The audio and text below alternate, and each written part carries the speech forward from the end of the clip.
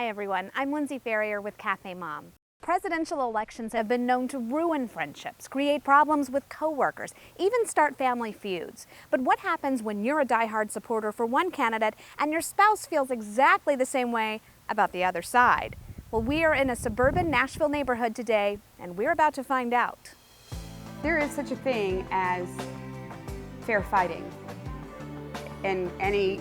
I wouldn't even say it's a fight. For Julie and Steve Gild, Election Day is sort of like the Super Bowl. We are to politics what other people are to professional football, let's say. The debates, life stops, calendars cleared, kids don't go to practices that night. We get everything set up so that we can watch the debates. And the debates don't just happen on the Gild's TV screen. Their backyard fence reveals the truth. This is a house divided.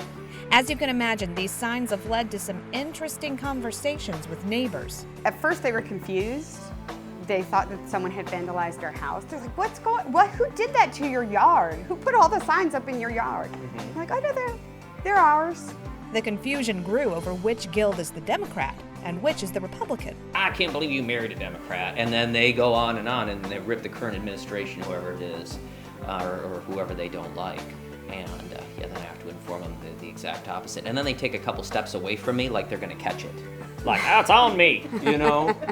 Yes, some friends can't believe this couple has stuck together. Did you know he was a Democrat when you married him? Like I've married outside my religion.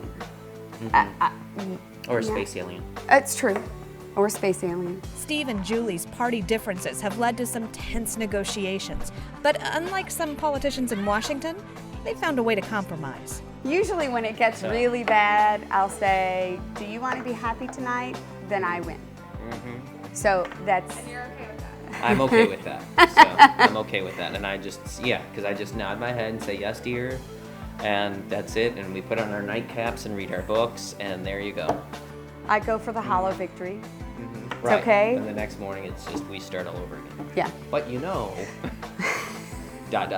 You might wonder what kind of impact all this political discussion is having on the Gild's three boys. I think that they're more knowledgeable of the issues.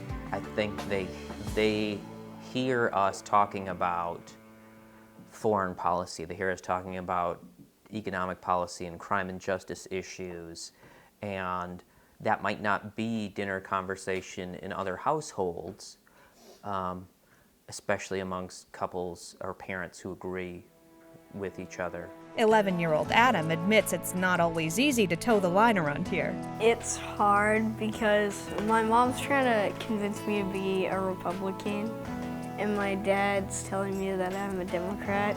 Right now, Adam claims he's undecided, but our in-depth investigation reveals he may be secretly rooting for Obama for very practical reasons. Who needs to be happy in this house for things to go wrong? Dad. Why do you say that? Because he gives me a ride to school every morning.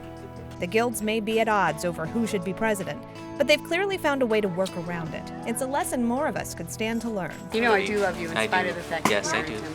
You know I love you too. My little Republic. Far from driving a wedge in their relationship, the Gilds say that the elections have actually brought them closer together as a couple and helped them to argue more effectively about day-to-day marital issues.